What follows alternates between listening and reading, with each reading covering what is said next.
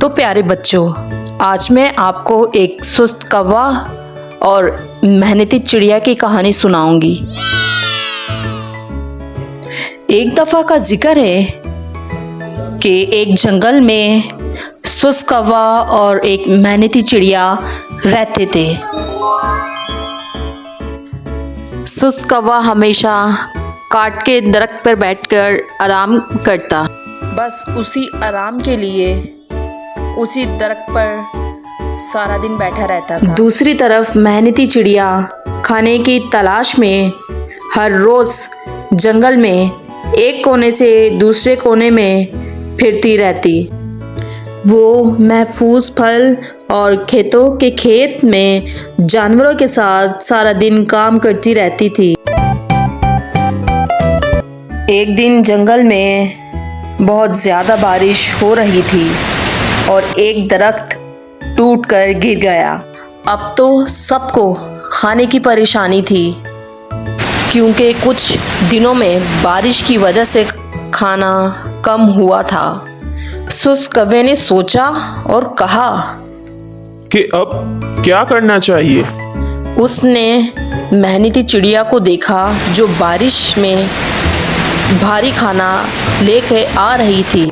सुस्त कौवे ने मेहनती चिड़िया को कहा कि लाएं, मैं आपका कीमती सामान उठा लेता हूँ। फिर मेहनती चिड़िया ने कौवे को जवाब दिया, अगर तुम मेरी मदद करो तो हम दोनों मिलकर इस टूटे हुए दरख्त को मिलके हिलाएंगे तो हम दोनों का काम आसान हो जाएगा। सुस्त कौवे ने मेहनती चिड़िया की मदद की और टूटे हुए दरख्त को हिलाया। हम दोनों की मदद से आसानी होगी और हम दोनों अपना काम पूरा कर सकेंगे। बारिश जब हुई तो सुस्त कौवा मेहनती चिड़िया के घर में आके रहता था और वहाँ से मज़े के खाने खाता था। और मेहनती चिड़िया समझ गई कि ये अपने घर नहीं जाएगा।